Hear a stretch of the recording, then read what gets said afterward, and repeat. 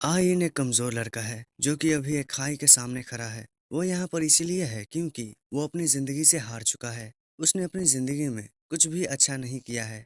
वो अपनी जिंदगी एक कचरे के जैसे जीता आया है। इसी पल ही आयन उसी खाई में खुद को गिरने देता है और गिरते वक्त वो ये सोच रहा है कि आखिर उसने जन्म ही क्यों लिया। क्या मेरे जीने का कोई मकसद था? मैंने अपनी जिंदगी में कुछ भी नहीं पाया। मेरी जिंदगी एक कचरे के जैसी रही है। बेशक ही मैं एक कचरे के जैसे ही अपनी जिंदगी जीता आया हूँ और अब मेरी मौत भी एक कचरे के जैसी ही हो रही है।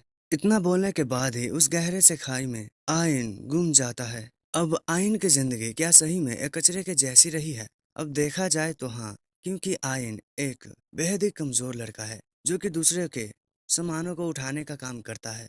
उसके सामने अभी दो एडवेंचरर्स एक बड़े से माउस मॉन्स्टर से फाइट करके उसे खत्म भी कर देते हैं और आयन का काम उस माउस के बॉडी से कीमती ऑब्जेक्ट्स को निकालना होता है।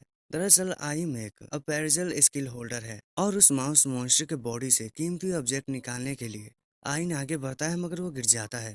इस पर वो दोनों ही उसका मजाक उड़ाते हैं ये बताते हुए कि आइन एक लो लेवल कॉमनर है एंड ये दोनों ही हाई कॉमनर है। इनमें से इस लड़के का नाम जॉइड है। फिर अपना काम करने के लिए आइन आगे बढ़ जाता है।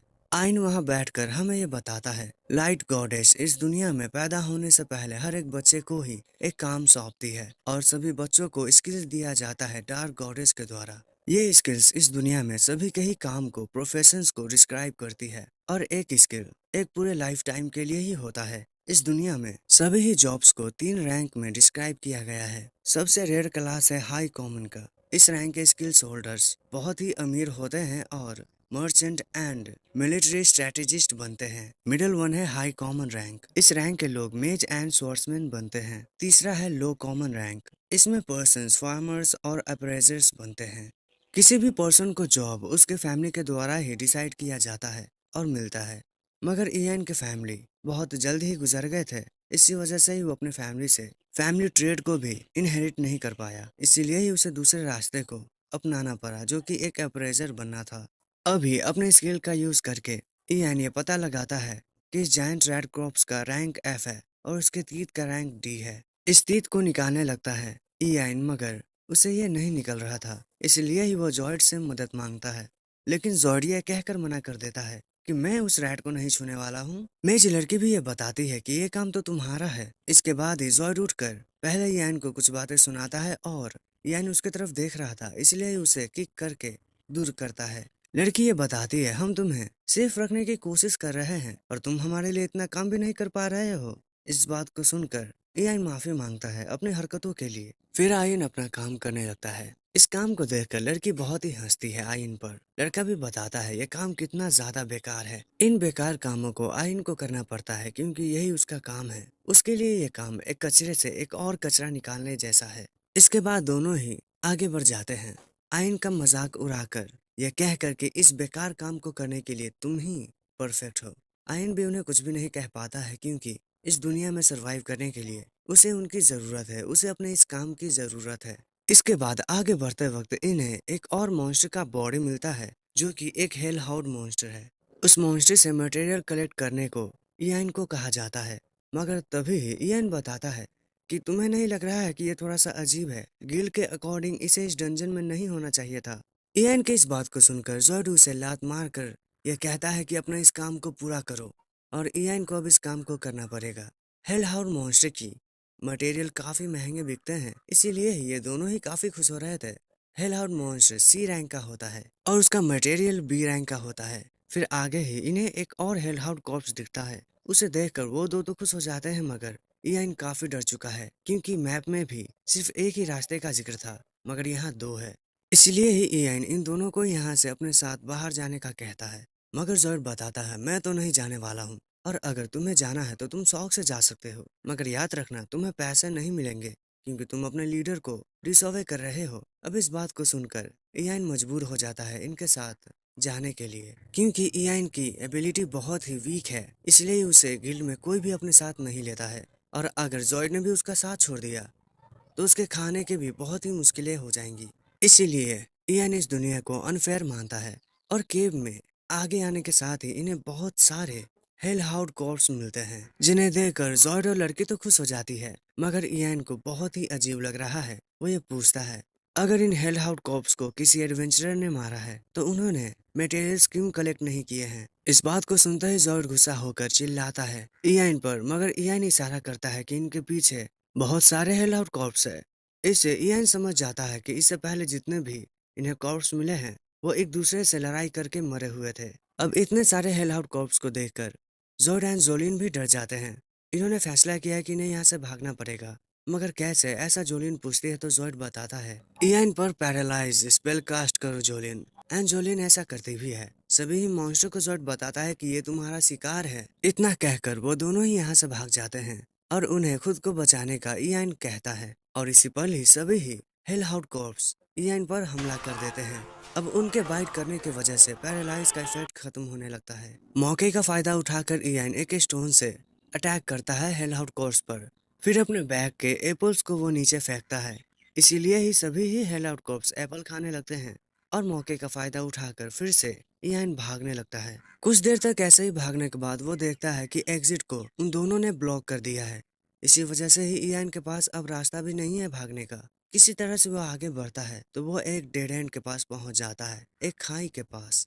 अब इयान के पास दो रास्ते हैं, या तो वो हेलहाउड कॉर्प्स के पास जाए और अपनी जिंदगी को खत्म करे, या इस खाई से गिरकर अपनी जिंदगी को खत्म करे, यानी कि उसे किसी भी हाल में अपनी जिंदगी को खत्म करना ही पड़ेगा। आगे बढ़ते हुए इयान महसूस करता है कि उसने एक एडवेंचर बनना चुना इस दुनिया में जिंदा रहने के लिए, मगर हर पल ही जॉयड ने उसे अपने पैरों के नीचे गिराकर गुलाम महसूस करवाया, उसका फायदा उठाया और अंत में उसने इयान को धोखा भी दिया। और इयान कुछ भी नहीं कर पाया और कुछ भी कर भी नहीं सकता है, क्योंकि उसके पास कोई एबिलिटी ही नहीं है, बस एक अपेरेजल के अलावा। इयान महसूस ये भी करता है कि क्या वो सही में कुछ भी नहीं कर पाया अपनी एबिलिटी की वजह से, या फिर इस वजह से क्योंकि उसने कुछ और करने का ट्राई भी नहीं किया। लेकिन अब पछताने से कुछ भी नहीं हो सकता है, ये उसकी ही गलती है। ये मानकर इयान खुद को गिरने देता है, और गिरते वक्त इयान ये सोच रहा है, क्या उसके पैदा होने का कोई रीजन नहीं था। अंत आ चुका है और मैंने कुछ अचीव भी नहीं किया, तो क्या यही मेरा अंत है। मैंने अपनी जिंदगी एक कचरे के जैसी ही जी है, और मेरा अंत भी एक कचरे के जैसा ही हो रहा है। फिर नीचे इयान गिर जाता है, मगर वो अब एक नई जगह पर है जहाँ पर एक लड़की भी है। वो लड़की आगे बढ़ती है और इयान के पास आने के बाद उसके सर को पकड़ के उसे चूमती है। इसके बाद इयान की आंखें खुलती है। उसके सामने वही लड़की थी जो कि उसे परियों की कहानी की एक परी लग रही थी। अब इयान की पूरी तरह से आंखें खुलती है तो वो खुद को सही हालत में देखता है, वो भी जिंदा। उसके सामने एक बहुत ही बड़ा ट्री होता है जिससे पानी गिर रहा था। उस पानी पर अपैरल्स का यूज करके इयान को पता लगता है कि ये एस रैंक का है। इस ट्री पर भी अपैरल्स का यूज इयान करता है, और ये ट्री भी एस रैंक का है जिसका नाम यग्ड्रासिल है। ये एक ऐसा ट्री है जो कि इन्फिनाइट माना को क्रिएट करता है। ये ट्री एक समय पर रियल वर्ल्ड में भी था। ह्यूमन बॉडी माना को एब्जॉर्ब करती है और ये माना यही ट्री क्रिएट करता है। मगर एक समय पर आकर ये ट्री भी गायब हो गया, लेकिन माना नहीं खत्म हुआ। इसलिए ही बहुत से लोगों को लगा कि ये ट्री कहीं पर अब भी है, इसलिए ही खोज भी शुरू हुई, लेकिन किसी को भी उस ट्री का कोई निशान नहीं मिला। मगर ये ट्री आज इयान को मिला है जो कि एक डंजन के अंदर है। इयान को लगता है कि इसी ट्री ने उसकी जान बचाई है, इसलिए ही वो इस ट्री को थैंक यू कहता है। इसी पल ही वो किसी की आवाज़ें भी महसूस करता है, मगर वो खुद का वह मानता है उस आवाज़ को, क्योंकि यहाँ पर कोई भी नहीं है। अब कुछ देर बैठने के बाद, क्योंकि यहाँ पर खाना नहीं है, इसलिए ही इयान निकलने का फैसला करता है। जाने से पहले वो इस ट्री को एक और बार थैंक यू कहता है खुद की जान बचाने के लिए।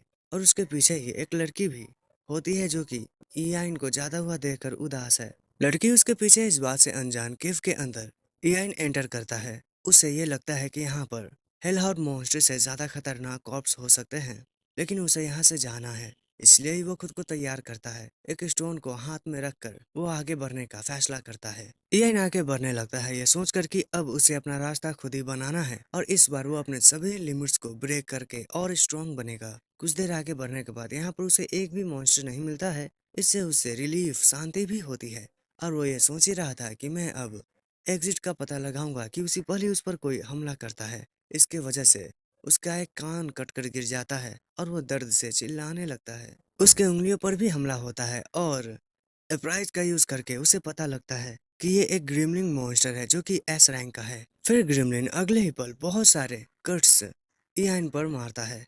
इसके वजह से इयान घायल हो जाता है। इयान को महसूस हो चुका है कि वो इससे नहीं लड़ सकता है, इसलिए ही वो भागने की कोशिश करता है और वो मॉन्स्टर हमला करने के लिए भी तैयार है, मगर कुछ होता नहीं है क्योंकि उसके पीछे उस मॉन्स्टर पे एक और मॉन्स्टर ने हमला किया है जो कि डेथ बियर है, वो भी एस रैंक का है। और डेथ बियर इयान के आंखों पर हमला करता है जिससे इयान को बहुत तकलीफ होती है और वो बियर इयान को पकड़ भी लेता है। इयान के बॉडी को वो अपने हाथों से कुचलने की कोशिश करता है और फिर अपना बड़ा सा मुंह खोलकर उसे खाने की भी तैयार में है। लेकिन कोई उस डेथ बियर पर हमला करता है और वो ये बताती है कि मैं बस तुम्हारी मदद इसलिए कर रही हूँ क्योंकि मुझे उसने कहा था। इयान बुरी हालात में भी ये पूछता है तुम कौन हो। एक और बार इयान की आंखें खुलती है और इस बार वो पूरी तरह से ठीक है और उसके आंखों का रंग भी बदल चुका है, साथ ही उसके सामने वही लड़की है। ये दोनों ही एक दूसरे को देख रहे हैं और इयान को ये लड़की परियों की कहानी से निकली हुई एक परी लगती है जो कि इयान को देखकर मुस्कुराती है।